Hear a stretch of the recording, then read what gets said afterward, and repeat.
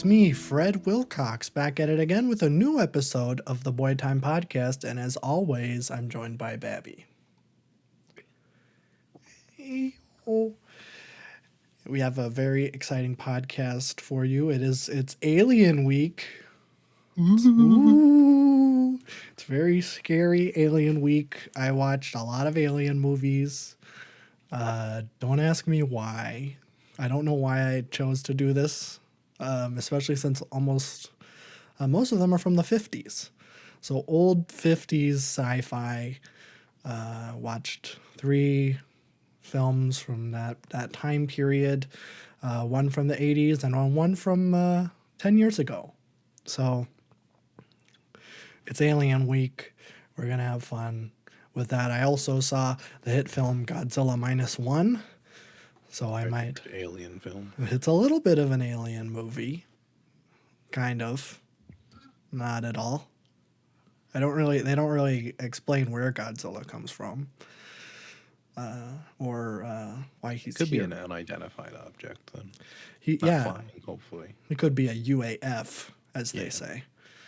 An unidentified aerial phenomena. And he does jump. So That's true. That would make him a UAF, which is interesting.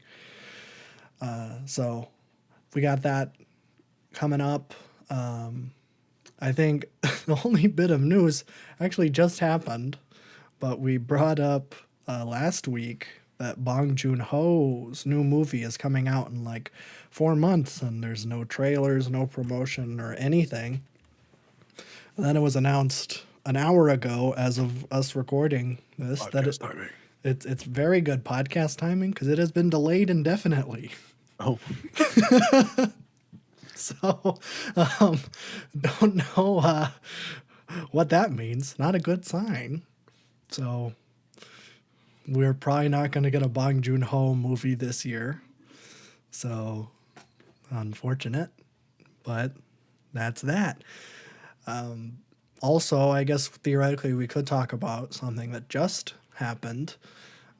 Also today, there was a SAG-AFTRA agreement in regards to the use of AI in video games. Considering we do on occasion bring up video games on this program, and we did cover the strikes a little bit. Now that everything's over and there was AI protection in movies and TV shows, they have reached an agreement that is the exact opposite of that in video games. Great. Yeah, I don't know why why they're going back. Although it does seem to be a little bit more. I don't know. It's different for video games. The AI. There's a lot of AI stuff for like coding and engines and stuff like that. It's not necessarily like the mainstream AI. That's true. Sometimes these are just tools that use artificial intelligence to make stuff easier. So it's not like it's like ripping an actor's likeness for something.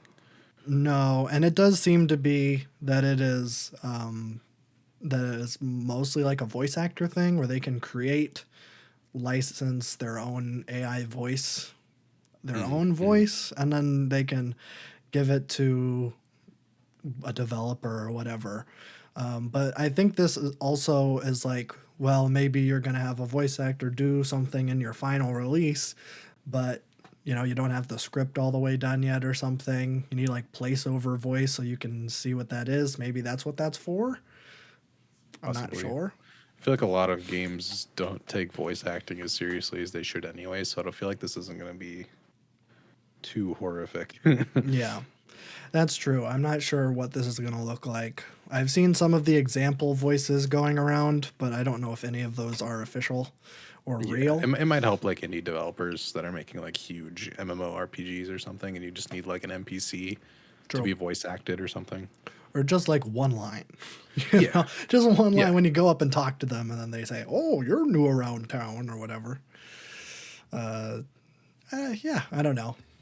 We'll see the ramifications of this. So far, not too many alarm bells are going off, but I don't know. I don't know how to feel about this. AI is a big, complicated thing. It's It is. easy to get cut off in like buzzwords and stuff, but it's a never ending kind of changing thing as of now.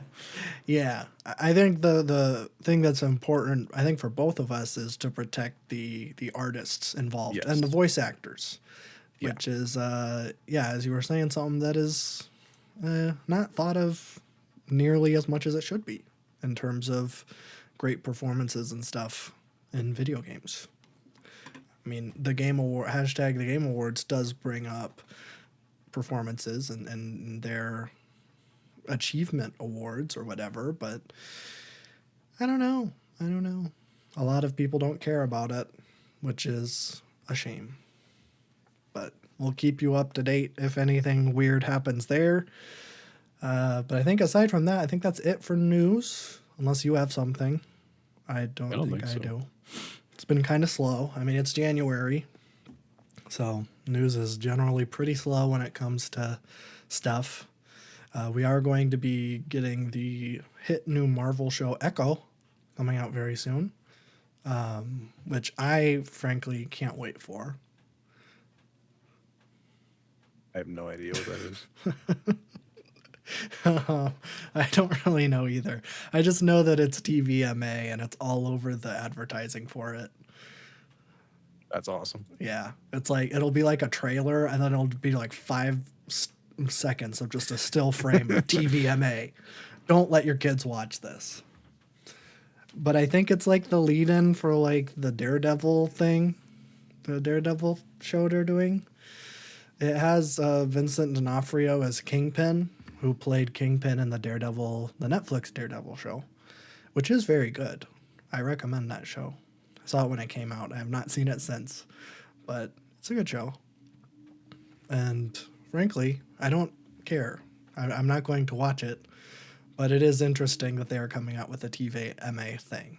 But I guess Marvel is desperate at this point, and now they're willing to make changes, which they should have done 3 years ago. But enough about the past. Let's talk about the past. Let's go. Yeah. So, yeah, again, I don't know why I decided to do this. I think I brought up that I watched The Blob last week. The Blob is a great movie.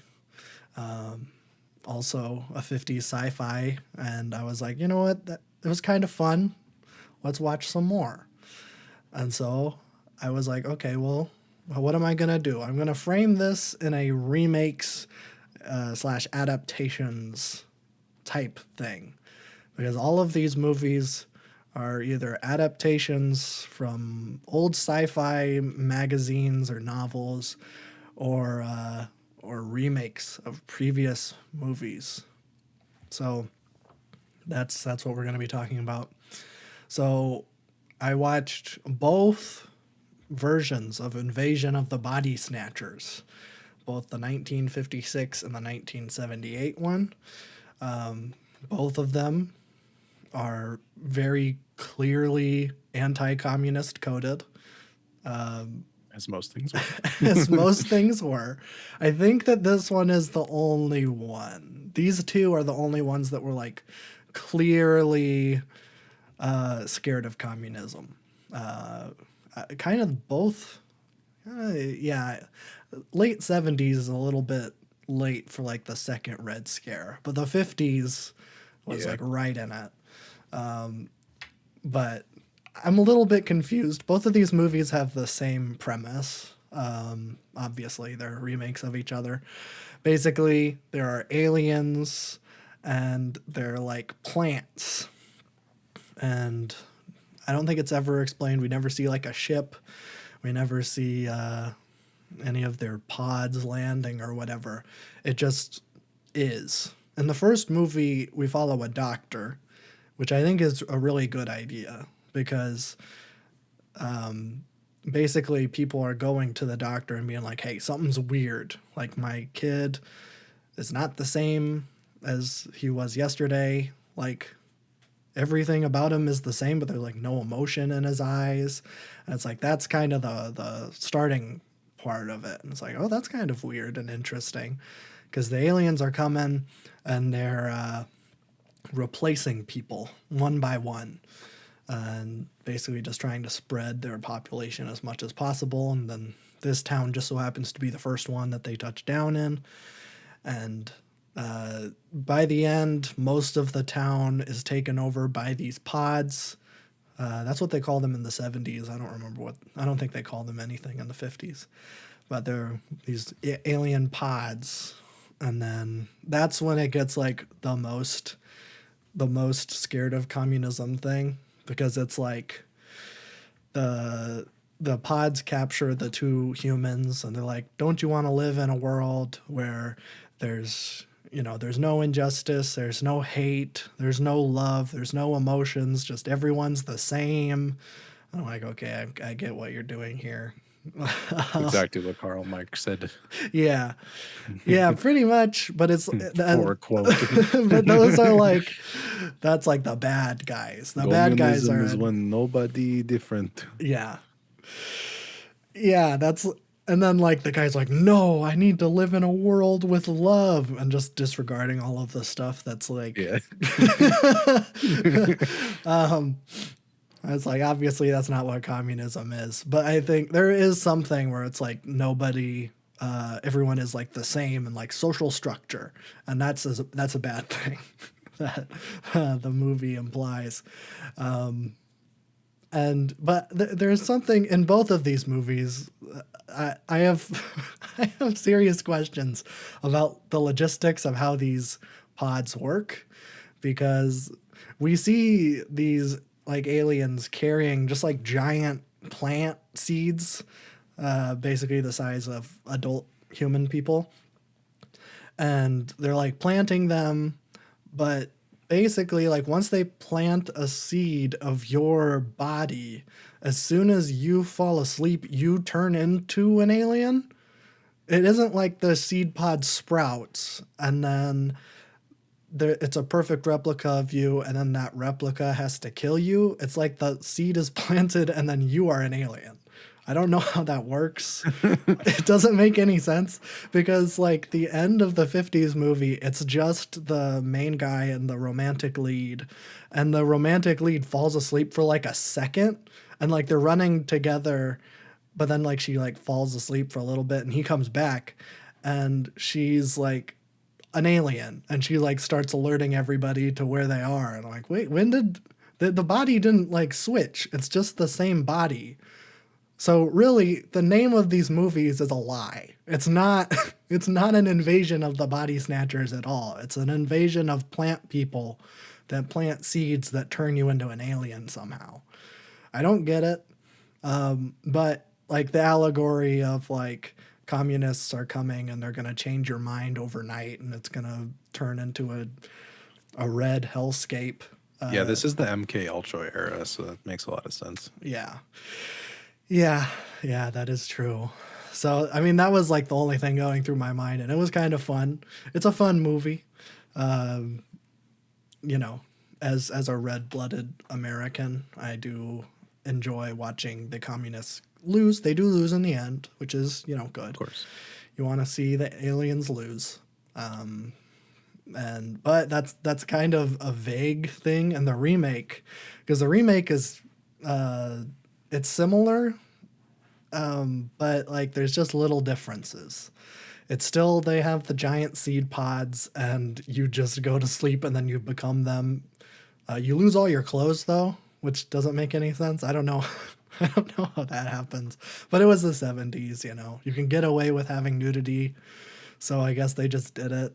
But the notable thing about the 70s movie is that it has a very young Jeff Goldblum in it. It's like one of his first like leading roles. He's like in his early 20s. It's kind of fun. But he is just like a minor supporting character, and he gets got pretty early. But yeah, this one, the main guy is no longer a doctor. He is a guy who works at like the Department of Public Health or something like that. I don't think the city is ever said. It looks like default kind of West Coast city. I don't, well, maybe it's more like Chicago or like Cincinnati or something. For some reason, I was thinking it was Cincinnati the whole time, even though I don't think it's ever said. But I don't remember seeing palm trees. It's just vague American city. And aliens are they're there. The interesting thing, though, and this is something that the original didn't do, is that the romantic lead is not just like a romantic lead, it's more like a dual lead, where she is also a scientist and she does tests for the Department of Public Health. And basically, we see the world before the pods touch down. In the original, the doctor is coming home from a medical convention, which I guess is just something that used to happen all the time because, like, doctors go to medical conventions in two other movies I watched. So I guess it was either a thing that people wrote about in movies or it really happened all the time. And doctors, like, the only doctor in town was gone for weeks at a time all the time. Doesn't really make any sense. But so we see the world before the pods touch down, before everything, and then she goes to sleep and wakes up and her boyfriend is an alien. And so we see he kind of goes from a lazy do nothing guy. He just likes watching football with big 70s headphones on the recliner while his wife does all the work, or girlfriend. I don't think they're married. But then once he becomes an alien, he becomes a sharp dressed guy and he starts cleaning up and making his girlfriend breakfast and stuff. So that was kind of interesting because that was like, well, we get to see the before and after, whereas in the original, you don't see that at all. But then I think it kind of mulls about for a little too long. I think I have an unpopular opinion where I prefer the original to the remake because I think a lot of people have the remake. They have a highly regarded, which I think is fine. They're both fine movies, but this one is more like, I don't want to say it's more like against collectivism. I'm not really sure. I think it's kind of it's more vague than the original. The original is very clear communism is bad. The original is like, well, communism is like a thing, but I'm more scared of aliens. I think that's the thing. They're like, let's take this thing that was originally like this big anti-communist thing and then make it spooky, scary alien time, which I guess is probably better. But yeah, I don't know. I don't have a whole lot to say about the remake. It's fine. So that's Invasion of the Body Snatchers. Good movies. Solid movies, I suppose. I also watched The Thing from Another World, which is a 1951 classic, which was remade in the early 80s as The Thing by John Carpenter. And then that was remade in the early 2000s as The Thing, but nobody remembers that, and it's really bad. So this has been essentially remade twice. It's an adaptation from an old, I think, a short story in a science fiction magazine. And the short story is more similar to the John Carpenter movie, where there is an alien that lands on Earth and then can basically turn into, it's like a shapeshifter. So it gets onto the Antarctic research base as like a dog, as a sled dog, and then it turns into people, and then one by one it starts killing everybody. But so the whole time you're like, which one, who's real, who's an alien? Kind of the whole thing that Invasion of the Body Snatchers is, but more singular, and it's scarier because it takes place in an isolated Arctic research base. So the original movie had that story concept and said, okay, what if we do that, but instead of a shape-shifting alien, it's a giant carrot? That's not a lie. That's not, I wish I was making that up. That is true. It's a vegetable monster and they call it a carrot. It's basically Frankenstein. It looks like Frankenstein's monster or whatever, but it's a giant vegetable. And I was like, I was gonna praise it, like, because for most of the movie you don't see it. Like we see them like dig it out of the ice and bring it into the research base, and then you don't ever see it. And I'm like, that's smart, because I don't think this movie had that big a budget. Like, I think they actually went somewhere outside to shoot the cold scenes because you can see their breath. But then, like, inside, you can tell it's just like a set, and it's probably like a set from like a war movie or something, because it's like it's all military. And I don't remember in the John Carpenter movie, I don't think they're military. I think it's all scientists. And so, like, yeah, there's like, it's just like people's houses. And like a research base in the Arctic wouldn't just look like a typical American house or even like an office building, which it kind of looks like. Like this, it doesn't totally compute. I don't think that that's how that would look. So they're just kind of using sets that they already had. And so then they don't show the alien for a long time. Like, that's cool. We don't ever see the aliens like true form in the John Carpenter's The Thing. I think at one point they even say they don't even know if it has a true form or if it just is constantly shape shifting. And so I'm like, oh, are they going to do that? No, it's just a big guy who's a giant vegetable. So yeah, it's weird. I mean, I don't hate it. I mean, I might. I don't. I don't know how to explain it. It's just. It has the elements that I like from the John Carpenter movie. I guess as I should probably say that The Thing is one of the best movies I've ever seen. I love John Carpenter's The Thing. So I was kind of interested to see the original, and for it to take such a wild left turn, to have it not even be the point of the movie, which, if I could be frank, would be easier than coming up with a giant carrot monster. You don't even have to have any special effects to have like one person be an alien. You don't have to give them any prosthetics, just have them be an alien. And then in the kill scenes, you either have it be like from the killer's perspective or the alien's perspective, then cut away when they kill them, or you could do shadows, do that. You don't even have to go all out. Don't have to do any prosthetics. You know, it was the 50s, early 50s at that. I don't even know how advanced it was. So I don't know why they did this. It doesn't make any sense. And it doesn't really work either. I was never convinced of, I don't know. I was just not as interested in it as I was in the John Carpenter movie. So that's The Thing from Another World.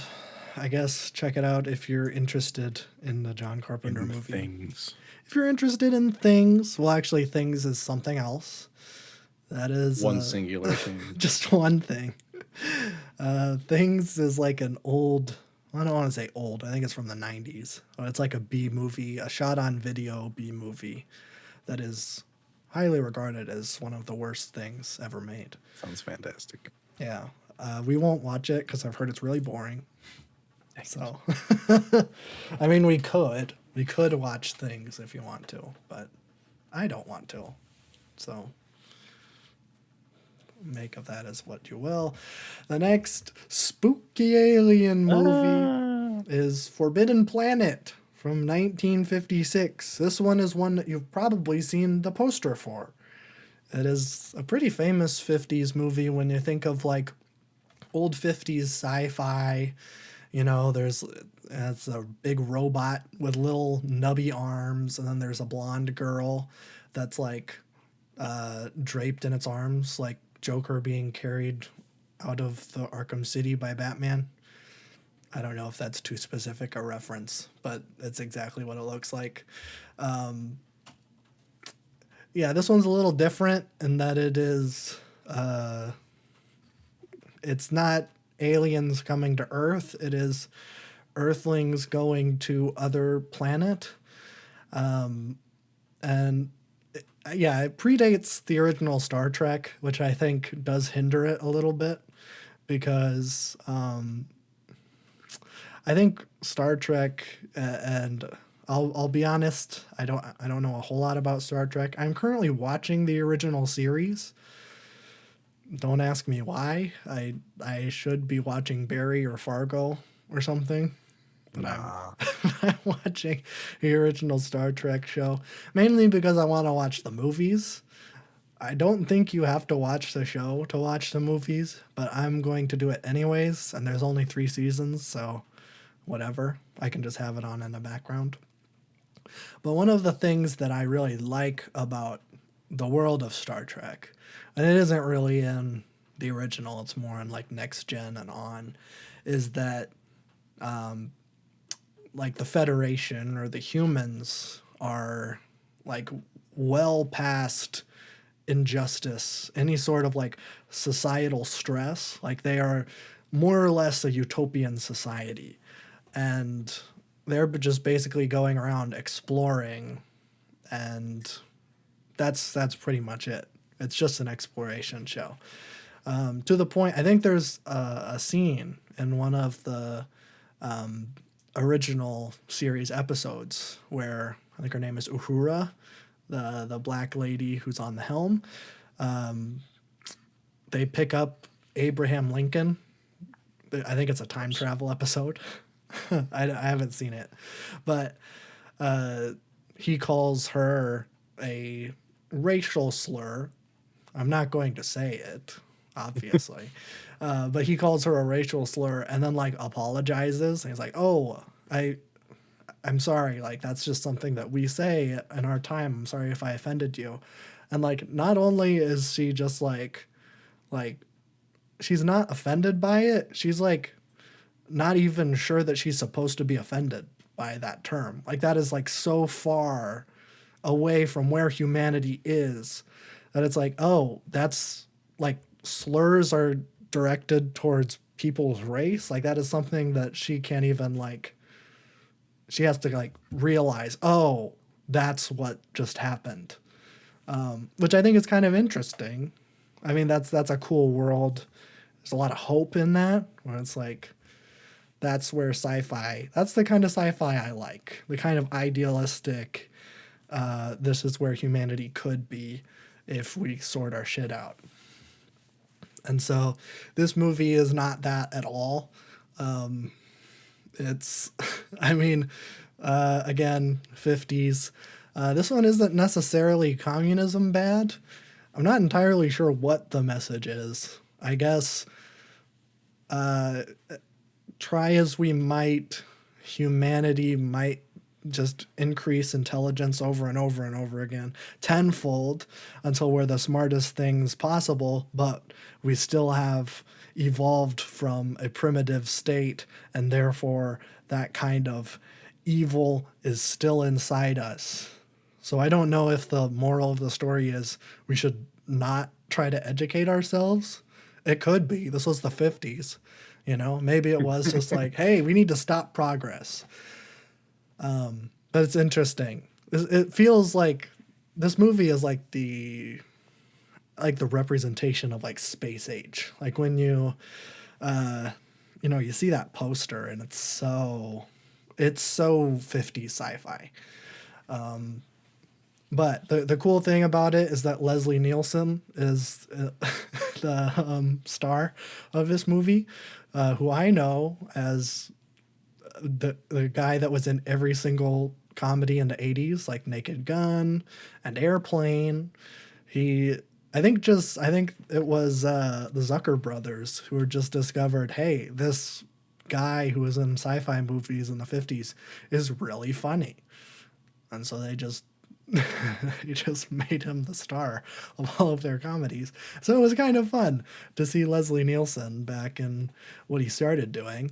But yeah, it's a weird one, and it's like,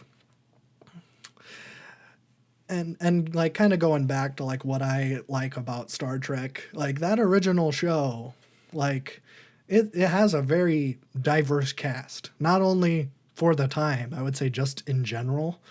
Like there's a lot of women on the show that are holding high seats in the like rank of the starship.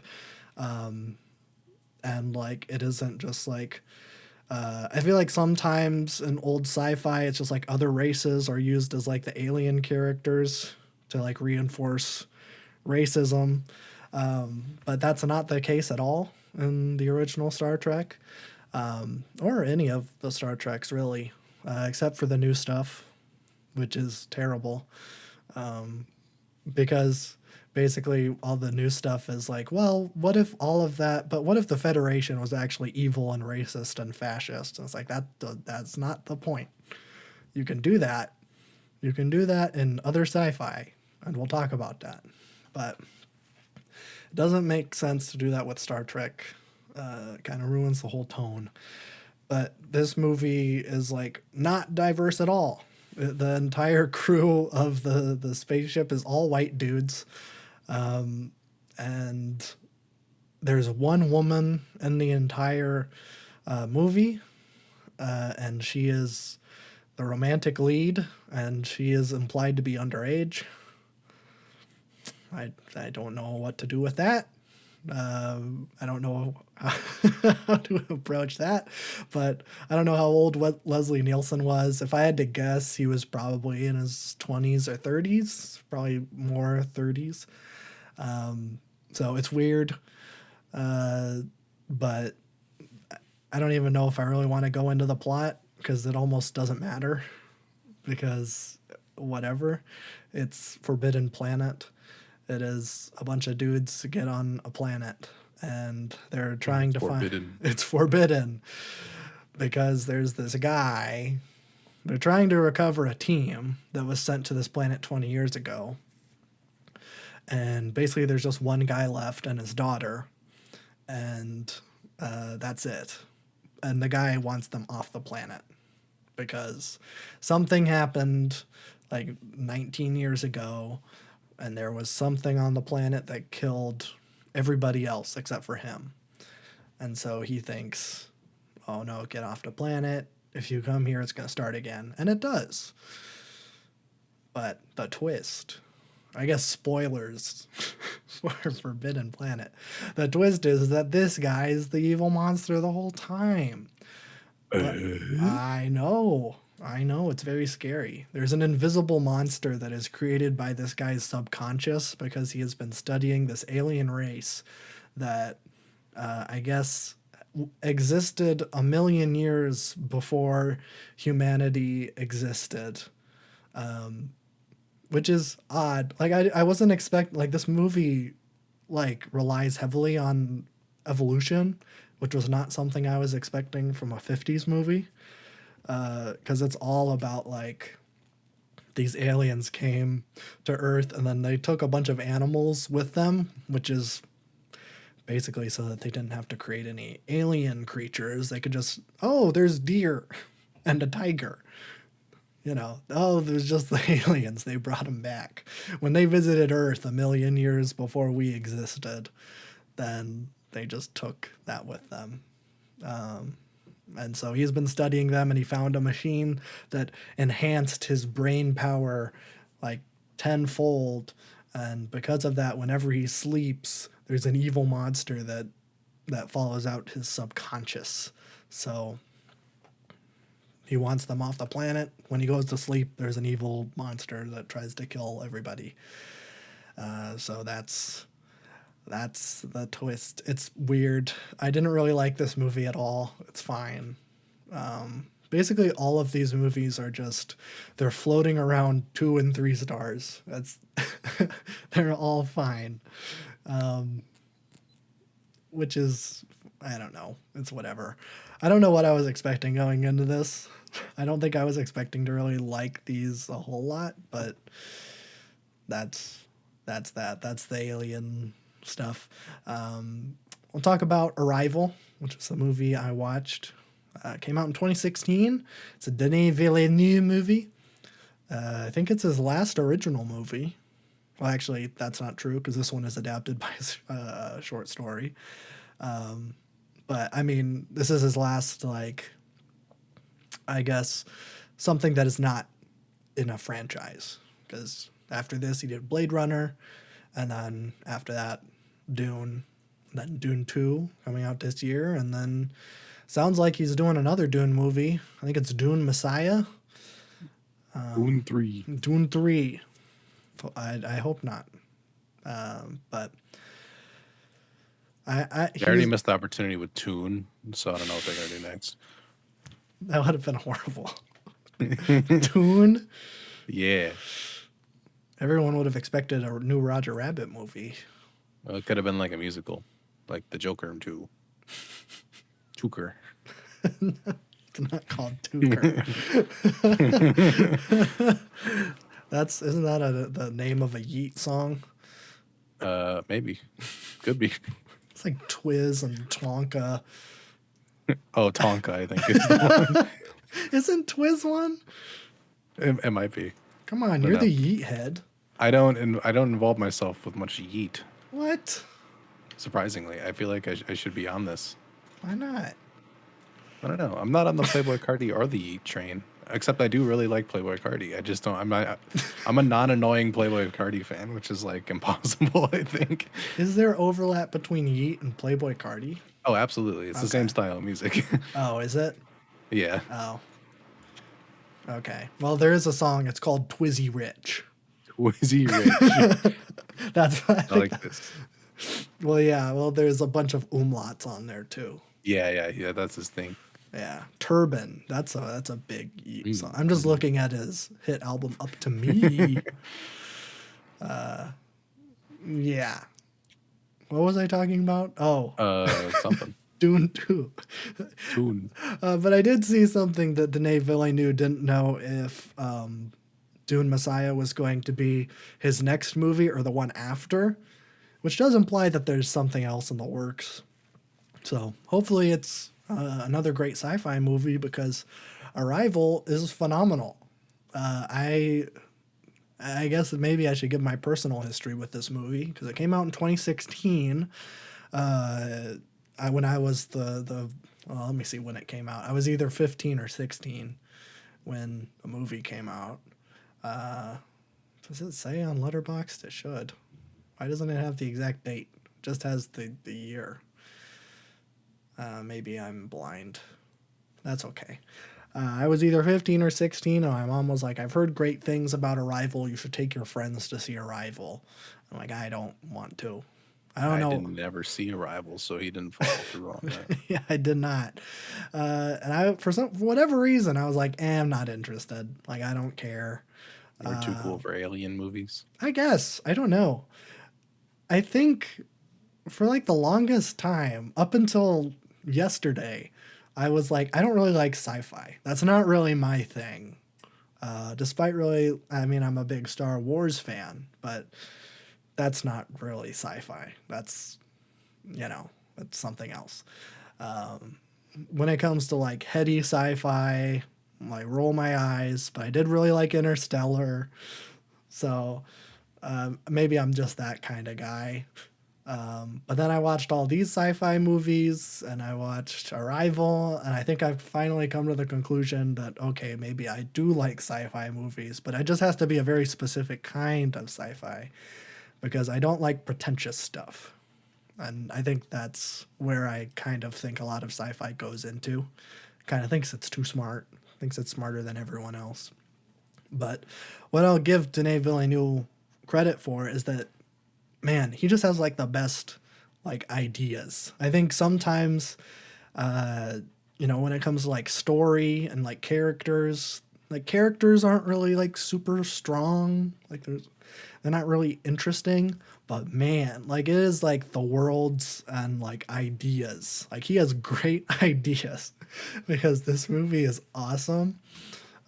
Basically, like aliens arrive. Rival. Arrival. They arrive, and there's 12 ships, and they all land at the same time at 12 places around the world, and it seems like pretty random. Like they land in it's like China, Russia, Sudan, Pakistan, Greenland. They land in Montana and Venezuela. It's just like random places. They aren't picking like big population centers. You know, they're picking just kind of like random places on the map. And basically everyone's freaking out because aliens are here.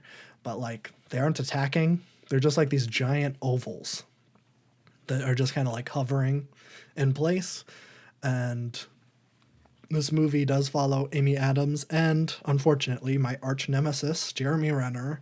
Oh, I know. I was very upset. But I will say, Jeremy Renner is pretty good in this movie, as much as it pains me to say it. He's decent. Amy Adams obviously steals the show. She's a great actor. Whenever she's in something, she absolutely steals it. So she's even great in those Batman versus Superman movies. She's the best Lois Lane that we've ever had. That's not. Well, I don't even know. I haven't seen any other Superman. I can't name any other Lois Lane. So That's true. I don't know who was Lois Lane in the original Superman movies, like the Christopher Reeve one. Let me look it up. It was wait, Marlon Brando's in this movie? What the hell? He plays Superman's dad. Margot Margot Kidder. That's Lois Lane in the Christopher Reeve movies. Looks like she's in a lot of horror movies. She was in Halloween 2, Black Christmas, and Amityville Horror. So, I don't know. So yeah, but Amy Adams in Arrival, she plays like a language expert. And then Jeremy Renner is just a scientist. And so they're both basically picked by the U.S. government to basically get in contact with the spaceship that landed in Montana and try to, communicate with them. And that's but it's kind of a loose premise, but the process of it is really cool. And maybe it's coming from me. I am very interested in linguistics, study of language, of accents, of dialects, of that kind of stuff. So this is right up my alley. So it's basically like, it's like two entirely different cultures trying to communicate with each other. Both have no idea what the other one is trying to communicate. But the aliens don't seem to be attacking. Like they're there for a very, very long time, and they're just sitting there waiting for humanity to figure out how to communicate with them, which I think is really interesting. Like it's very cool, because I feel like in a lot of these alien movies, aliens come down and then attack, which I guess is fine. I don't know. I don't know anything about real aliens, considering none of them are Neither does returning my anybody else. email. What? Neither does anybody else. Well, that's true. I keep sending out radio broadcasts of like Beat It or whatever, but nobody Yeah. seems to be returning my calls. I But keep playing the hit Yeet song Tonka over and over again, but they're not replying to me. they should. I mean, it's like math, I feel like if they were going to respond to anything, it'd be Yeet. Like, that's barely human. That's true. That's true. I want money. Yeah, exactly. It's the only Yeet song I know. It's like Was it no, that's not Krabby Step. It's the Minion one. Yeah, the Minion Rich Minion. soundtrack. Yeah, Rich Minion's fantastic. I forgot about Rich Minion. I'm gonna have to put that in my rotation again. Okay, well you can do that. It's fantastic. I don't think so, but I'll let you have that one. Yeah, they should have Yeet. But this movie is really cool because it's kind of the reverse. It's the reverse of what you would think of when it's like aliens arrive and then they attack Earth and then humanity has to band together to kick the aliens out. It's Independence Day. It's any Roland Emmerich movie. This one's different because the aliens arrive. They're peaceful. They're just like, we're trying to communicate. Let's work together and try to establish some sort of connection. And then it's the humans on Earth that are getting paranoid and antsy. And, they're like, oh, we're going to blow them up. We should blow them up. And there's even a scene where a bunch of the soldiers that are working at this base are listening to an Alex Jones knockoff, and then that causes them to plant a bomb in the alien ship and basically have an insurrection, and they like end up like shooting at their own soldiers because they want to blow up this ship because Alex Jones told them to. So it's kind of interesting. And the cool thing too is that like that attack goes off, and the aliens don't just like shoot lasers down and everybody, dies. They send like a shuttle down and Amy Adams goes in and she's able to tell them and explain like what happened and like their understanding. And it's like, that's cool. That's the kind of stuff that I really like in sci-fi. It isn't just like killing each other. Like just big explosions, giant blue laser in the sky. We need to destroy this giant mothership. It's like people talking, which sounds really boring, but like I loved it.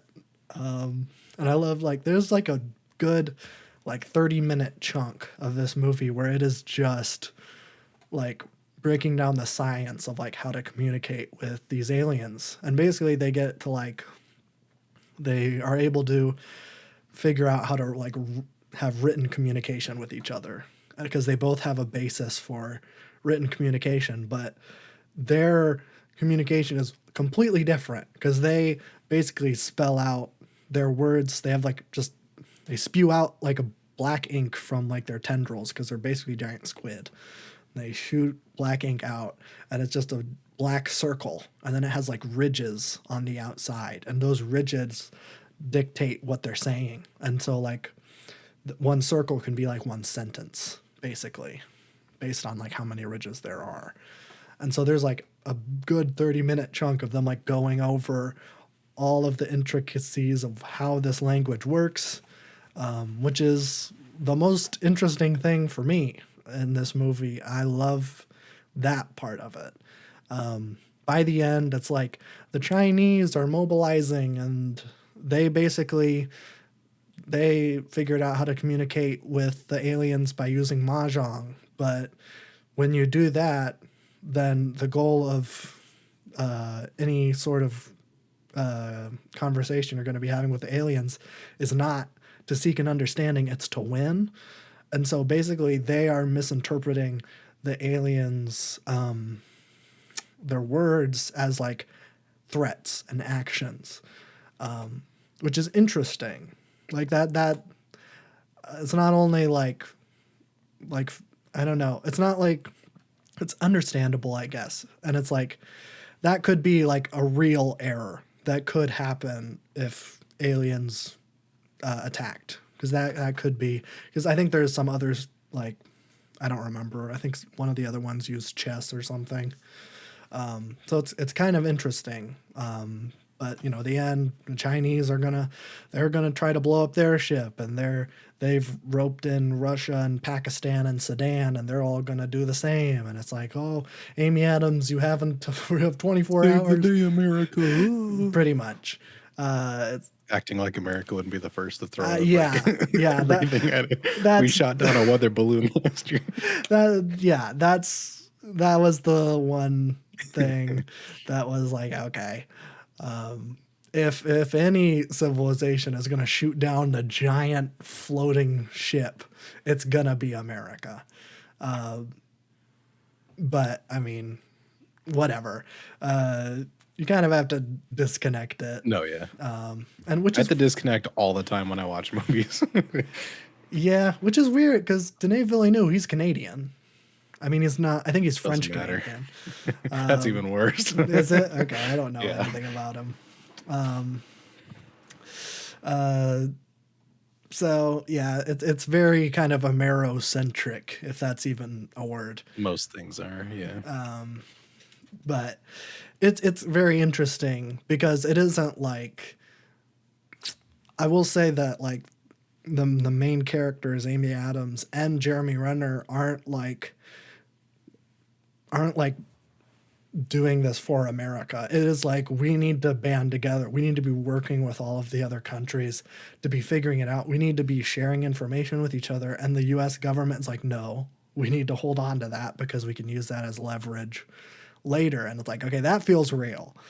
That feels like something that America would do.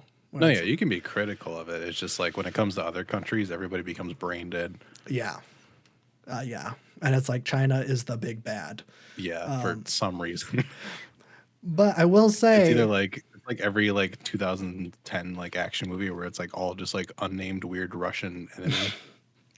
unnamed Southeast Asian country.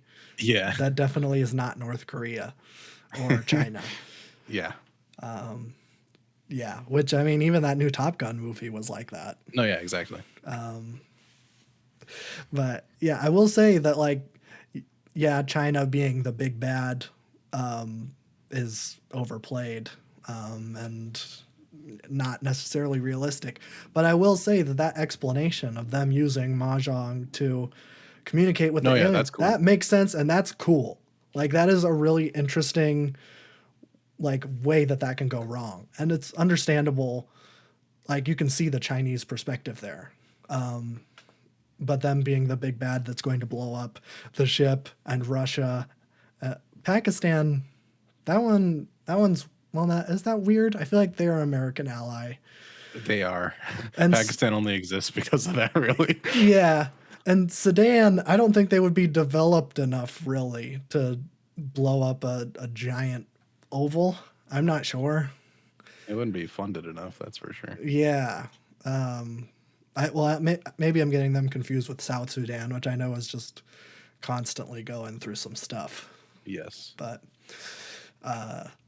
yeah, I don't know. I loved this movie. I will say, once it got to like that, at the end, and it was just, we need to save the day. That was like the least interesting stuff. I really liked just the investigation, the like, well, not necessarily the investigation. It was just two societies that were trying to communicate with each other, and it felt altruistic, which is so rare.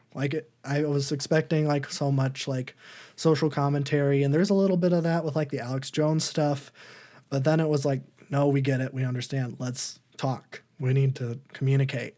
It isn't just we need to rush to arms, then we're gonna send out a plane and nuke them or whatever. Not interesting at all. Yeah, I like loved that. I won't go into the end because the end is, I guess it's a twist. It's a twist I kind of saw coming, but not necessarily, not exactly. But I was like, oh, okay. Yeah, I don't even want to go into it because I think this movie is still relative. I mean, it's relatively new. Hasn't been 10 years yet. So check it out if you have not. I think it is by far definitely the best movie I've seen this week, although Godzilla, close second. It's a very, very good movie. I guess I can talk about Godzilla now. Godzilla -1. The hit new The Godzilla weirdest movie. movie title ever.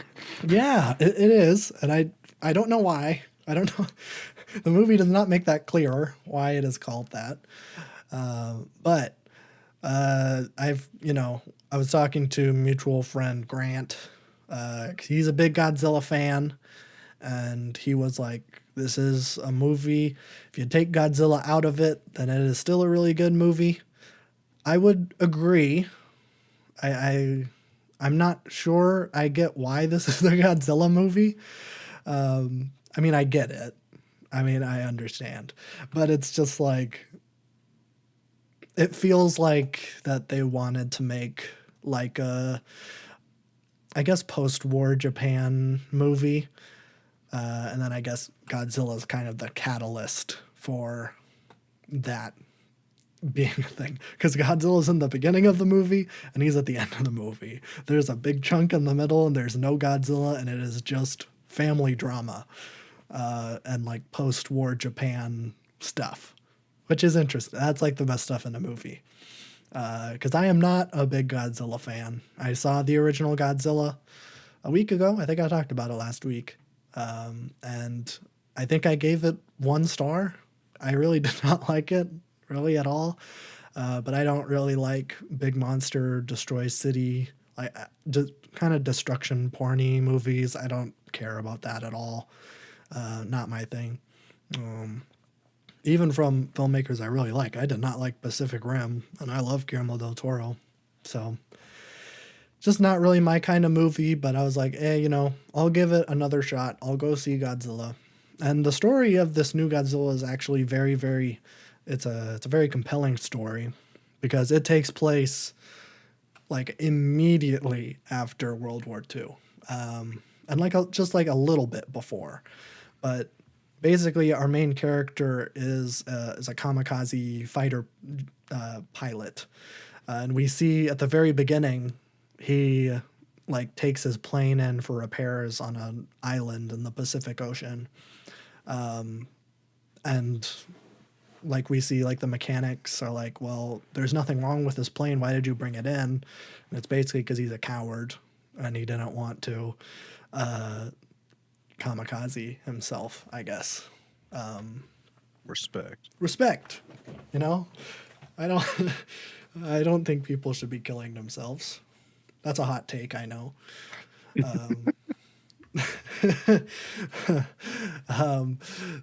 But yeah, it's interesting. Like this is basically survivor's guilt, the movie, because he gets home and he comes home to post-war Tokyo, and his neighborhood was destroyed in an American firebombing raid. And so he comes home and his entire family is dead. And he has no job and he has basically no honor, because everybody in his community sees him not only as like a failure in not kamikazing himself, because everyone knew he was a kamikaze pilot, but also kind of blame him for the war going wrong. Where it's like, well, if it wasn't for people like you, then we would not be under American rule, which is very interesting, because it's basically just a character study of this guy going through survivor's guilt. But not only survivor's guilt from the kamikaze thing, because while he's on the island, Godzilla attacks and kills everybody else except for him and one other person. And it's basically his fault, because Godzilla attacks and he gets into his fighter jet and mans one of the machine guns to kill Godzilla, but basically is too scared to pull the trigger. And yeah, so thus Godzilla doesn't die, and then one of the other people gets spooked and starts shooting Godzilla, and then Godzilla kills everybody else. So he kind of has like double survivor's guilt, where he didn't do his kamikaze, but also he didn't kill Godzilla, and a bunch of people died because of that. And then for a long time, Godzilla is not seen. He's just in the beginning and then towards the end. And then it is just this guy learning to move on. He's dealing with PTSD and a lot of stuff that, wasn't really talked about back then. I don't even know if it was probably still called shell shock in the 40s. I don't even know if there was even a term for any sort of PTSD or anything like that.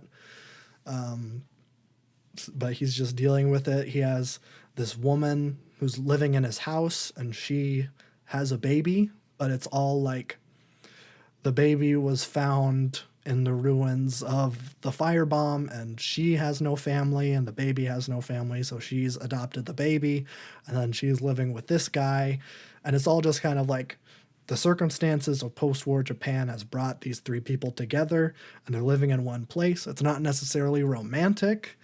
They just basically happen to be in the same place at the same time. Like, she expresses wanting to make it a romantic relationship, but he basically can't move on past his own survivor's guilt and PTSD. Like, I think he says, like, for him the war isn't over, so he isn't able to move on completely and like accept that romantic relationship. So it's a very interesting kind of character drama. It isn't like, I think a lot of Godzilla movies, from what I heard, is that they kind of turn into legal dramas. The good ones, they turn into legal dramas. The bad ones tend to have just a lot of Godzilla action and then like hacked on family stuff, maybe distant dad and angsty teenage daughter, and then they both survive Godzilla attack, and then they both are close again at the end. That's kind of the vibe I get from a lot of these Godzilla movies. Let me know if I am wrong, because I've only seen the original in this one. But this one's a really interesting kind of deconstruction of post-war Japan and what the veterans of the war were going through. And I thought that's kind of cool. Like, most of the people in this movie are veterans of World War II, and they are all dealing with it in different ways. Basically, at the end, once Godzilla attacks Tokyo again, it's basically like the Soviet Union and the United States don't want to help, because helping Japan arm either way is going to increase tensions in the Cold War that is brewing.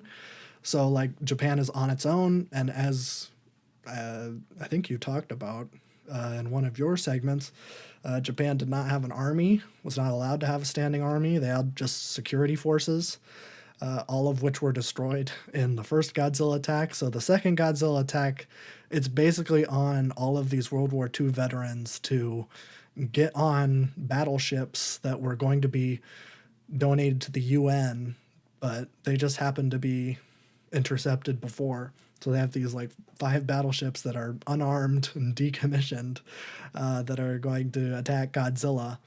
And it's up to just a bunch of veterans, and they're like, well, we hate to ask you again, but you're literally all we have left. So it's a very interesting kind of movie. I liked it quite a bit.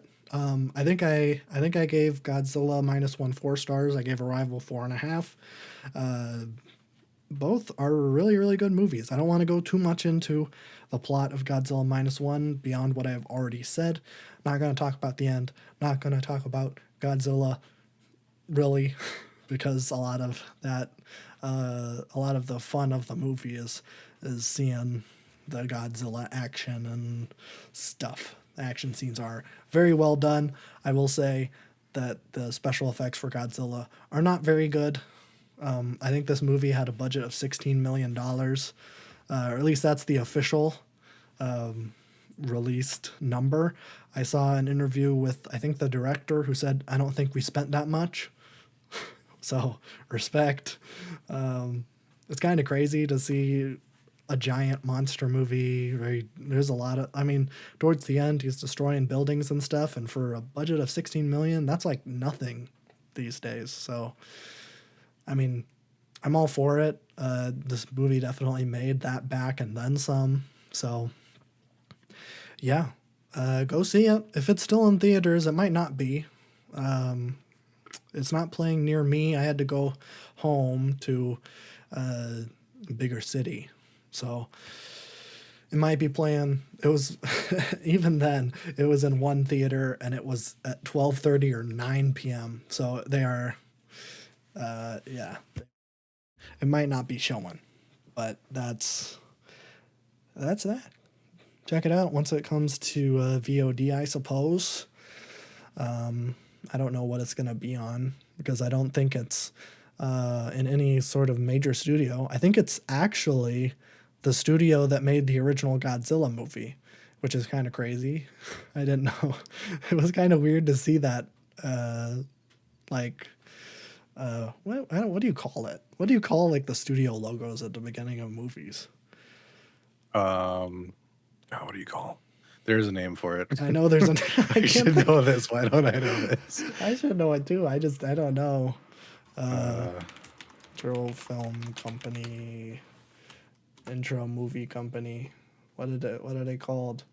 It just says title sequence. I don't think that's it. I think there's a better name, but yeah. Whatever. You know what I'm talking about. It was weird seeing that logo that I saw in the original Godzilla movie and this one happened like I think it was 70 years. I think they made this movie for the 70-year anniversary of Godzilla.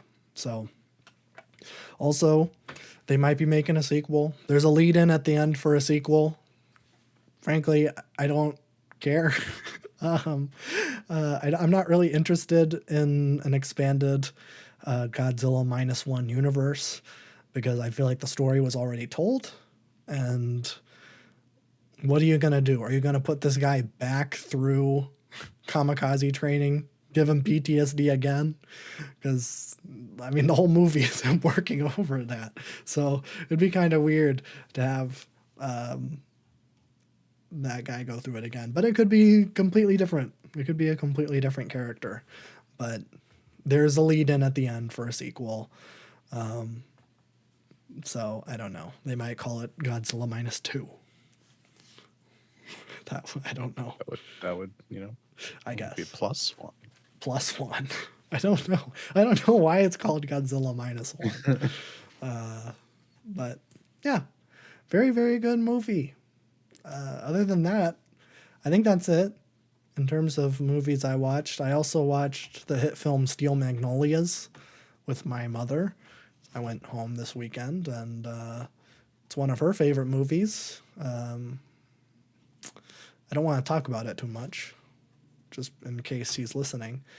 But it was okay. I thought it was pretty good. Sally Field is in it, and she is one of the greatest. She's one of the goats. So she gives a performance that carries this movie at the end. But I thought that the beginning of it was kind of fine. It's an ensemble movie. I'm not going to talk about it. It's an ensemble movie where the ensemble isn't given enough, and it's two characters that are the main characters, which is fine. But then what's the point of having it be an ensemble? Whatever. But that's it for me. I'm going to toss it on over to Babby for his segment of the show. I don't have much. It's going to be just like music news for a while until things actually start coming out. Yeah. It's usually how the beginning of the year goes. When you're busy. There has been some new stuff. We got good podcast timing. There was a new Smile single out today. Doesn't that album like come out really soon? Yes. So I'm not listening to this single, but it came out. It comes out January 26th. This would be the third single, and there's only 8 tracks in the record, so I'm not going to listen to the single. So yeah, that's fair. But I'm sure it's great. But I mean, the other two singles have been pretty fantastic. So definitely looking forward to this a lot. I'll be talking about that at length once that comes out. Hopefully they go on tour because I want to see Tommy Boy in person. But that happened today. Other news. Peggy put out a statement, I think, New Year's Day, saying that he wanted to finish up the album before the new year, but he hasn't. But it is coming soon. So I'm expecting a Peggy album in the next month or two. Should be a solo record, as far as we know. No singles, no anything, no hints or anything at this point. We just know that one exists. So we'll definitely be getting it this year, though, which is exciting. I'm so excited to see where he goes from here. Is this a solo Peggy project? It should be. Okay. I wouldn't imagine he'd do another collab. I feel like it's very hard for him to collab with like other artists because there's not a lot of artists that he would like. Not that he wouldn't mesh well with, but he's very unique. I think it's hard to match that unless you're Danny Brown. Yeah. Yeah, but looking forward to that. It'll be very good because duh, it will. Very unofficial. Swans posted on Instagram today saying that they're gonna start making a new album as soon as their tour's over in a couple months, because apparently there's already enough ideas brewing for another record. So that probably won't come out for a while, but it's exciting to see that it's still making music. I mean, the man's said it many times. He's gonna keep making music till he drops dead. So I don't know how many more albums that's gonna be, but they keep going. I think it's just because like they are a group that creates and makes new music while on tour, like while they're performing. When you see them on tour, any version of a song you know is probably going to be a little bit different than it usually is, because it is very much just like free flowing, that kind of energy. It's all based off energy. It's not like they're playing set songs exactly, but that'll be great. I have no idea what the direction for that's going to be either. We are just grasping at anything, but there's a lot of news. It's just everything's very vague on what actually will be coming out. But that'll be in the works probably for next year at the earliest, I would imagine. 21 Savage did a really weird thing. What? Uh, Apparently he has like a film or something coming out Oh yeah, with Childish Gambino and the with Stranger Donald Things Glover guy, and what is it, Caleb Caleb, something. something. Yeah. Looks really weird. I don't know what it's about, but there's a soundtrack with it that comes out this Friday. I don't know to treat this like a. I don't. I think it's just going to be an actual album. Yeah. I don't know if the album's accompanying the film or if the film's accompanying the album. But I mean, he released the cover and it looks like a legit album and not just like one of those soundtrack ones that go with something. Yeah. So that'll be interesting to see. Donald Glover. I don't understand Yeah. what. I didn't watch the trailer. It looks really weird, Like and yeah. Donald Glover looks really out of place. Yes, he does. It's interesting. I think it's supposed to be 21 at different like I'd imagine stages in his so. life, but Childish Yeah. Gambino is older than 21 Savage. He also looks nothing like him. That too, but I just think they've worked together a lot, and that's probably where this is coming from. I'd imagine so. Like, isn't 21 is on This Is America and on the like And 13, 21, 20 yeah, or his whatever? latest album, whatever that was. Yeah. Yeah. Which, I mean, speaking of Childish Gambino, there's also rumors that he's got an album coming soon. So I would like that. I would also like that. I know he's been getting a lot of hate. Or people have fallen out of love with Donald Glover. Really? Yeah. Have they seen Atlanta? Yeah. Okay. I mean, sure, he is corny at times, and sure, do people overhype his music? Yes. Yeah. But do I still enjoy his art quite a bit? Yes, I do. Yeah. We're Makes good rewatching stuff. Atlanta right now, actually, and it's a great pretty show. good. Yeah. Yeah. I mean, we're on season 2. It's like the first 2 seasons are good. It's just like not nearly as good as the last 2, in my opinion. I think that's where he really kind of came into his own. But still excited for a Childish Gambino record. I know we still have "Awaken My Love" on the wheel, so you can listen to your vinyl after owning it for. Eventually. Yeah. I will say that vinyl is garbage. Maybe the Yeah. worst sounding vinyl I own. Really? And the packaging on it is pretty bad. Yeah. It was like $20. It's so flimsy. Yeah. But the album's pretty good. So we'll do that this year, maybe. Hopefully. Yeah, we'll I get guess it's there. up to you if you pick it. But Yeah, we'll see. Got a yeah. lot. So I'm guessing this year's going to be a pretty big year for mainstream artists dropping music. I don't know. I feel like Playboy Cardi would have dropped by now, but I guess it is only the 9th of January as a recording. So Yeah. Still got some time. we still got like half a month. Yeah. So I won't lose hope there yet. But I think that's pretty much it for news. I've just been revisiting random albums throughout the week because it's like at this weird lull point in the year where it's like I want something new, but there's nothing new out that interests me, and it's kind of just everybody's just kind of getting started.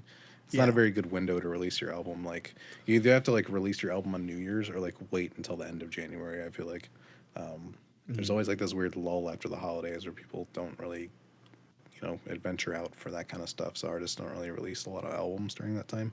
Yeah. But yeah, I've just been revisiting some old stuff. I checked out Earth 2 again. I think I talked about Earth 2 last year by Earth.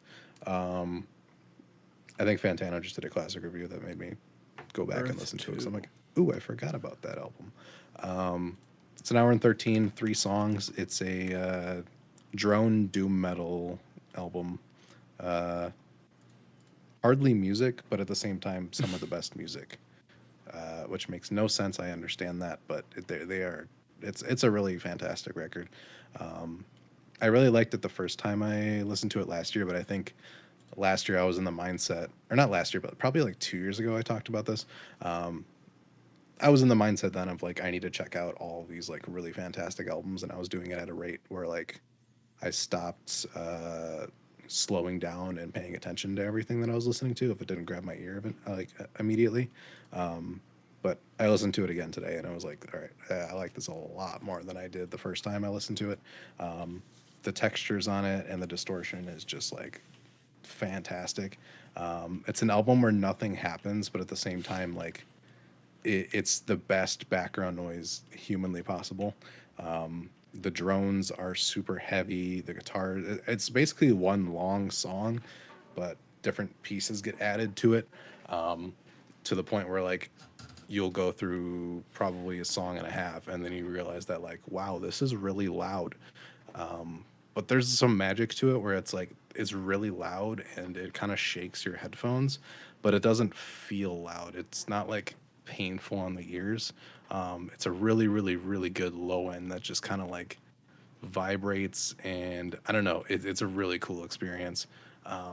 So I really enjoy going back to that one. One of those where it's like sometimes I'll listen to an album and it doesn't click with me at that point, but like I'll randomly find it in my Spotify liked one day and be like, oh, I should check this out again. And then I'm like, whoa, this is a lot better than I thought. So check that out if you're. I don't know what kind of person or what kind of mood you'd have to be to put this on, but it's very good. If you have to listen to it on headphones loud though. Not to be like, oh, you have to listen to it this way. You literally have to with this album, otherwise it's not going to do anything for you. And this is one that will not damage your ears. Like if you put on a Swans album, which you also need to play loud, it's not going to like damage your hearing. But very, very good. Went back to Nick Drake because it's just It's a fantastic. great record. We gotta do some Nick Drake this year on the channel. We will. We will. We will. He's next on my good list after we do Portishead. Good. So, yeah, going back to some old Peggy, getting ready for the new album, whatever that is. Been digging into Soccer Mommy's latest album again because that is great. It's a great record. Yeah, it aged really well. No, it's I spun it the other day because you talked about it. I don't remember if you said it on the show or if we were talking, just us talking, but you brought it up and I listened to it. I'm like, man, I forgot how good this is. Yeah, I did too. I'm like, oh my god, I have a signed copy of this sitting somewhere. Yeah, and everyone who did not like it when it came out, y'all are cowards. Yeah, That's all I'm gonna say. both of her albums are fantastic. I haven't listened to I the think other she has more than two, but the two I've listened to are fantastic. Color Theory and Sometimes Forever. Yeah, aged really well. I feel like she was kind of ahead of the curve in 2022 with the kind of resurgence of 90s alt rock, shoegaze, dream pop. She's kind of got it all in this record, and before everybody kind of started scooping it up now. Yeah. So mad respect. I hope she does something again soon. Yeah, I feel like she's the very like less popular kind of snail mail, like indie pop area. Yeah. I don't know. She'll always be kind of underrated for me, but very, very good. I've been going back to Injury Reserve. By the time I get to Phoenix, that album is just, makes your brain just hurt, but in a good way. And then I went back to Silver Mountain Zion, which is the side project of Godspeed. Um, they did a really fantastic 2000s record. The name's too long. I'm not going to say it. Uh, he has left us alone. I'll just cut it at that. But very, very good. Like, it's very Godspeed esque, but it's a little bit more toned down. The highs don't reach as intense as it does on a Godspeed record. But this was one where I think I talked about this when I first talked about this record. But you'll see one song with 11 million plays and everything else is around like the 600,000 mark. This was one of those that blew up on TikTok, but it was one of those stupid TikTok things where people just make stuff up and then everybody's like, "Oh my god, that's so cool." I think there was like a TikTok thing where it was about like someone found like a lost tape that like has the sound of angels on it or something, and it's really just the Silver Mount Zion sound. It's a really fantastic song, but like, I mean, I guess if you got to get popular off of that way, just randomly from an album from 2000, from a very like niche genre to begin with, I mean, that's the good and bad thing about TikTok, I guess. But it's a great record. Yeah, fantastic. A lot more chill than Godspeed stuff, but I've been getting back into some more long form music. Definitely take breaks here and there because like sometimes it's like I just want to listen to something short and sweet and not something that's 14 minutes. Sure. But that's what I've been kind of listening to. Um, but yeah, I hope to. We'll have the main channel started back up soon. Once I Yes. move and get settled. So, Yeah. Yeah. I think yeah. maybe we'll record next week. We'll see. That's hopefully the plan. Hopefully. And, Hopefully. yeah, if everything goes well. I can edit. Yeah, exactly. I'm not doing anything. I watched like 8 movies this week, so that's what I'm doing. Yeah. So Yeah. yeah. I mean, you guys have been leaving a lot of good comments on the last reactions one we did with some good recommendations and stuff. It's funny because like I think some of the first comments on that top 5 reactions video were asking us to react to 2 Talk albums and then Lift Your Skinny Fists. All 3 of those albums are like 95 and up for me, and I've listened to all of them extensively. It's just funny that those are the ones that people recommended immediately. I was like, oh, yeah, we've cultivated an audience that is kind of similar to us at this point. Yeah. So it's interesting to see those recommendations get thrown back at me. But I'm not opposed to doing Lift Your Skinny Fists on the channel. I think it would be a really interesting video. I'd have to work out how to make it interesting though, because Yeah. every song is about at least 18 minutes long. Well, I've heard one of the songs. You've heard a fourth of it. So. Yes. But it'd be interesting. But yeah, I'm excited to get the channel back up and going. It's been weird not listening to like new albums intently for a couple weeks. It's a nice break, but I'm ready to get back to it. So that'll be coming hopefully next week. We'll record and then it'll be out the week of the 22nd. Yes. Hopefully. Yeah, we'll be back with Portishead Dummy, so we're coming back with a bang. That's good. Yeah. I guess my other only topic on the show today, which is not related to anything we usually do at all. Okay. I guess it's related to a podcast, so I guess there's some relation here. I bought a board game. Oh, Yeah, I love board games. I'm excited about it. And I'm Nice. praying to God it gets here before you come up so we can actually play it properly. Hey, well, you got 3 weeks. Yeah. Or 2 weeks. This was a board game made by a podcast. Okay. And it involves the events of January 6th in board game form. Oh, I've heard of this.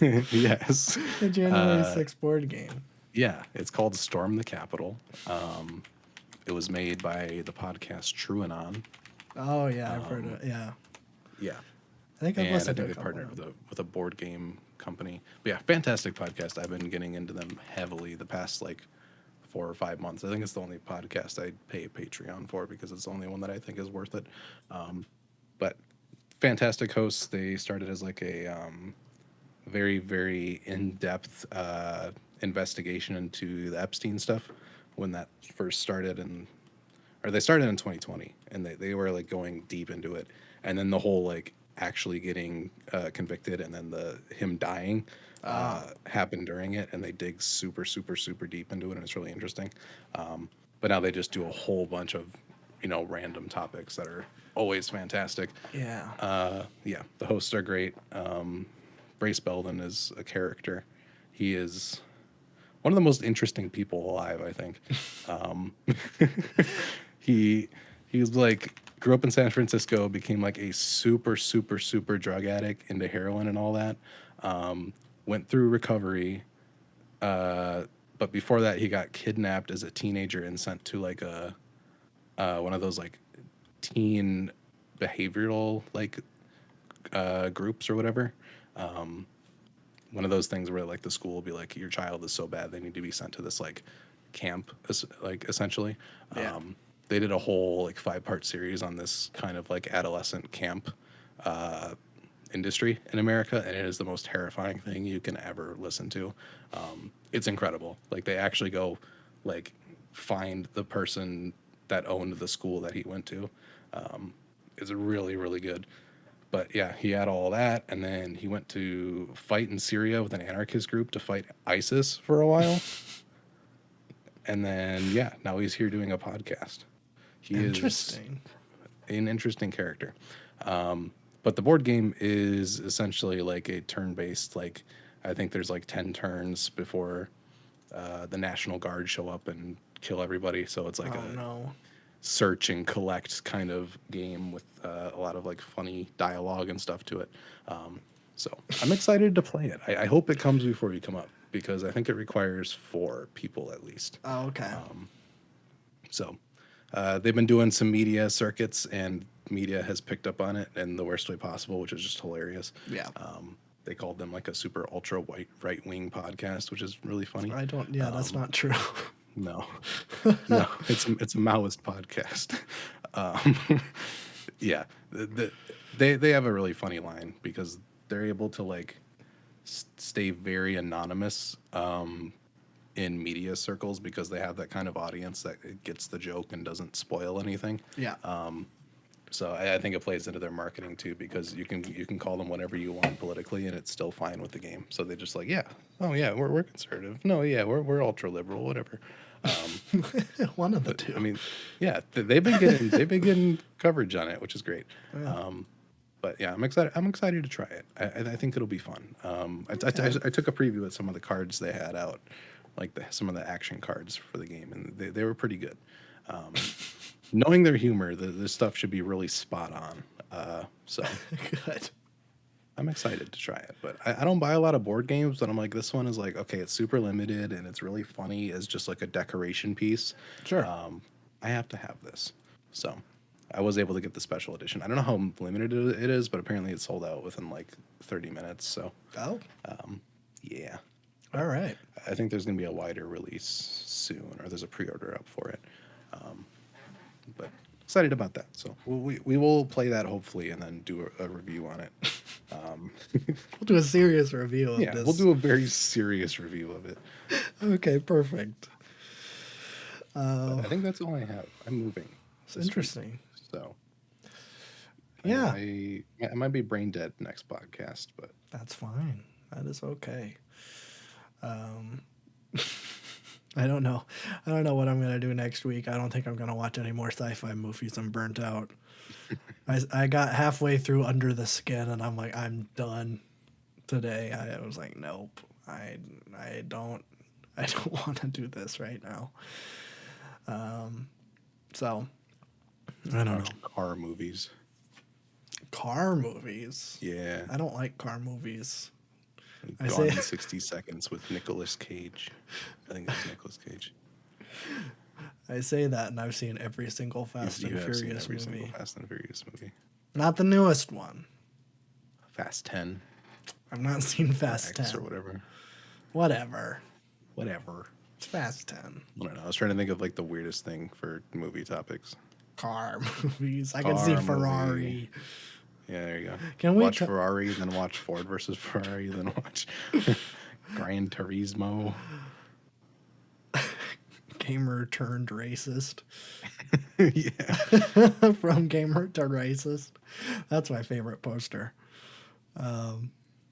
Yeah, our mutual friend Grant saw Ferrari. Apparently, his girlfriend is really into car movies. Don't ask me why. She apparently doesn't have a car, but she really likes car movies. Respect. And She understands the danger part to it. I think so. I think so. So they went and saw Ferrari. He gave it a 1.5 stars, which either means it's really good or it's actually 1.5 stars. Hard to say. Yeah, his mind is a wild one. It's very interesting. Sometimes we align perfectly. Like we both saw Poor Things together. We both gave it 3 stars. If you ever watch like a Boy Time like music video and you get frustrated, like this is nothing compared to like what Grant is. That's true. If you're like, man, this Jerry guy has the worst opinions on things. Just you wait. Just you wait. If we got Grant on here, everybody would be pissed. Yeah. He likes Greta Van Fleet. Doesn't even listen to Led Zeppelin. Yeah, that's like the least respectable band you could name. I know. I really should ask him if he's listened to any Led Zeppelin. Because he would probably like it. He probably would. Maybe. I don't know. I don't know if he really listens to music. Yeah, I don't know what he does. When I was in his... I wasn't even in his car, because his car's in Seattle. But when he was home, we were driving in his dad's car, and he was still listening to Billie Eilish. So that hasn't changed in 2 years. I've actually been listening to Billie recently, too. So, what haven't you been listening to? A lot of things. Oh, okay. Yeah. I don't look at the comments of our videos anymore because it devolved too much into Jerry is bad. And I'm like, I don't need to see this. Every time I open this YouTube Studio app, it's always Jerry sucks. I'm like, I don't need that in my life. So Kidding me? This is Be Nice to Jerry 2024. I would appreciate that. That's the New Year's resolution for the channel. It's okay. How we're gonna do that, I don't know. Well, we're not gonna do that. We can't figure do it that. out. It's not a hard decision. We can influence. Okay. Everyone be nice to me. I'll just say that. Yeah. Yeah, but I think that's it. I don't think there's anything else.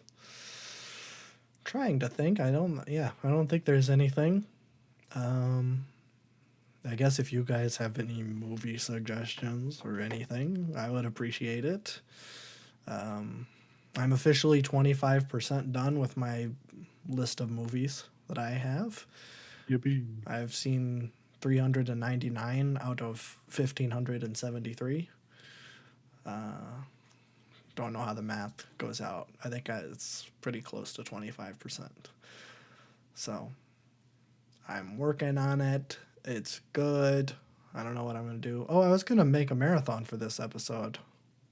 Next week, there will be a marathon. Whoops, forgot to do that. But, yeah, we'll do... Too caught up on Aliens. Sorry, watched too many Alien movies. Didn't watch Aliens, though. Ironically. I don't know. Of all the Alien movies, didn't watch the one with it in the name. Dang, our Miracle musical video is up to 19,750 views. Yeah, I think that's by far our most popular video, by isn't far. it? The next one's MGMT at 13,000. Yeah.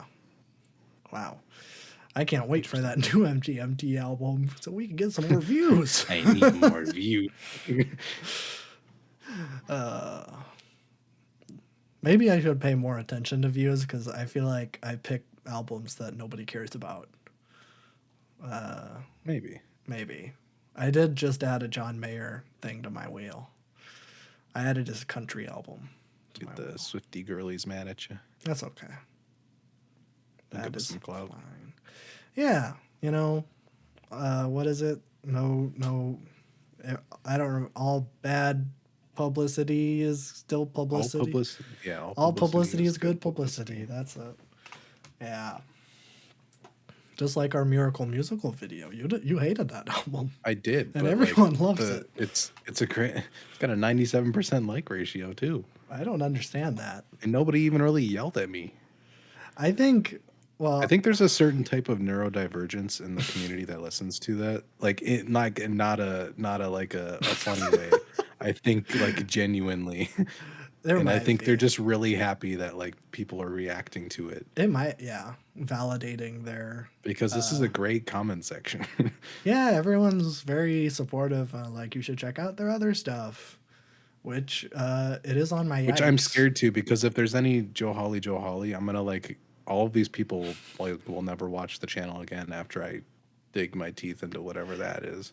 Because if I remember in the video, you weren't necessarily super negative. No, but I did hate it. You did hate it, and you have gone on record. That was early on in the channel's life where I didn't know how to express my dislike of things as well as I did the liking of things. I'm the opposite. Yeah. But yeah, that's interesting. I think that is next up on my Yikes wheel. Oh, absolutely. That's gonna be a lot of views, and there's gonna be a lot of That's the one a I'm lot of most pain involved in interested. that. Yeah. Of my Yikes wheel, I don't need to listen to the Macho Man Randy Savage album No. or Meredith Monk. Nobody's gonna watch that either. Yeah, the Macho Man one might, because it's kind of weird. It's niche. It's niche. People might not know that Macho If Man we Randy like, Savage has if an we album. change the title and the thumbnail to like look like a video essay on the Macho Man Randy Savage album, we'd get a lot of views. Oh, I thought you were gonna. If we changed the title and the thumbnail to a different album, then we might Oh, get some. oh maybe we did do that once. Well, yeah, but that was for an April Fool's Day joke. I've not done it since, and now it's just a regular video on. Is Yeah. that still on our channel? Is that still I up? have no idea. Can people still watch the Fun Some Nights review? I think people can watch everything on our channel. They just have to go to the playlist tab because Okay. we have a lot of unlisted things. We So do if have a anybody lot is of like, those. if anybody is weird enough to do that, now that I told you, you can do it. I don't advise it. All of that stuff was pretty bad, but Yeah, the Fun Some Nights review is pretty good. I like that one. I say that because I made it. Yeah. But I liked it. Kind of funny, and it does have a clip think of so. Young Thug listening to that album, It's true. which is fun. And John F. Kennedy. That's true. That stayed in my set for a long time because of that video. Yeah. Let me see. I'm hoping to put albums back in the back of my new set. I kind of want to do that again. Yeah, I miss that. Yeah. Need some personality going on in my background. Yeah. I don't have anything either. But I'm going to move here too, some point. So why even bother? Exactly. Why even bother until I own a house? That's what I always say. Never happening, pal. I want to own land. Yeah, I guess. Can I own land? Good luck. Is that I'm even gonna own land. Is that fine? Is that like an ethical thing to do? Let me know in the comments. Depends on where the land is and what you're doing with it, I suppose. I'm gonna. I mean, in my mind, no. But I'm gonna get land. I'm gonna get it in Oklahoma, right next to a Native American tribe, and I'm going to do nothing with it. great. I'm just gonna I'm buy a actually gonna bunch of land. inherit land in a couple of decades, probably. Oh, what are you gonna do with it? Nothing. I'm just gonna hold on to it so the state can't buy it, and then build a oil pipeline on it. That's a Like they great try to idea. do with everybody else that owns land. Yeah, that's great. That's what I want Little to tip: do. always keep it in the family if you are a native and someone offers you land because either a family member has died or they're in a position in the tribe to do that. Because if you don't, then the state will take it, and that's not good. No, it is not. Little pro tip: Although you don't have to use the land. You just have to go there and then like maybe like chop a tree or like set up an axe or like a really dingy mobile home there just to make it look like somebody has been using it, and then you're good. I did It's very not. specific advice, but it's good This is advice. very specific advice.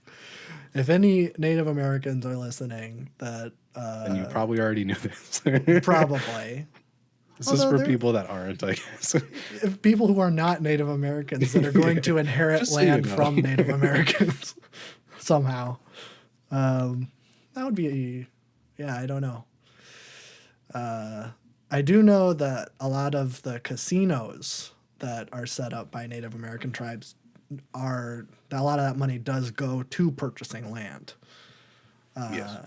And not ultimately, but sometimes that does go to I think it's a federal government, that sometimes that money goes to, and they have to give that land to the federal government to add it to the reservation, because that's the only way that it's guaranteed. It's messed up. It's messed up. Yeah. I don't know why We're not talking. I don't know why we this is what happens at the end. We kind of just spiral, and honestly, it makes the most interesting content. I think so. I think it's fun. This is how the early podcast used to be, except less interesting because we were really young and kind of stupid. Really, it was just a way for us to keep talking. Yeah, to each other. That was like right before. That was a couple months before COVID hit, and then COVID hit, and then we were like, oh my god. We did not start a couple months before COVID hit. We started in 2018. Was it 2018? It was 2018, yeah. Because I was in community college. Oh yeah. So I was in. I thought it was 2019. It might have been early 2019. Might have been February. I think it was February 2019. Yeah, that sounds right. So yeah, about a year before COVID hit. Wow. We've been doing this for a long time. We have been. We're definitely paying off for it. Well, it doesn't cost anything to produce. Well, I guess No. Unless you consider Adobe subscription, which Yeah, maybe I should. That's not cheap. No, it is not. I think I might $600 for that per year. I might be switching to DaVinci Resolve because it's free. I'll have to see how that works respect. though. Our first podcast episode launched on February 23rd, 2019. Okay. To a whopping 101 views. Yeah, I remember that one did get a lot because we were promoting it all among people. downhill from there. I suppose so. Although I think between our audience on podcast streaming services and YouTube, I think it averages to about 10 views a podcast episode. Which is not bad. Yeah. It's not bad. And it's like consistent too. So Exactly. although sometimes when I do a really clickbait title, then it gets Like more. last week. Yeah, Last week wasn't clickbait. whatever the GTA one was, that one got a lot of views. Where I said GTA is woke now, and then that got that crowd, which we actually got a dislike on that one because all publicity is good publicity though, so I'm not worried. Yeah, I'm not. Although wait, our last week, why did that one get? Yeah, last a week lot? kind of. Yeah. Don't watch Gone with the Wind. Worst mistake of my. Who's talking about Gone with the Wind? 30. I guess a lot of people are interested. There's no comments. I thought there would be comments. No comments. Just a lot of views. Just Interesting. a little behind the scenes, I suppose. I suppose so. So, yeah. Not sure. I still eventually do want to start making Boy Time minis. Yes, I'm trying to finish Disco Elysium so we can do one of like a group one too. Okay, can do that. We'll probably call them something else than Boy Time Minis. I don't know. I don't know. I don't know what I want. What we're gonna do. Because I think the original one I did was like a year ago, maybe more, when I saw Doctor Strange 2 in theaters.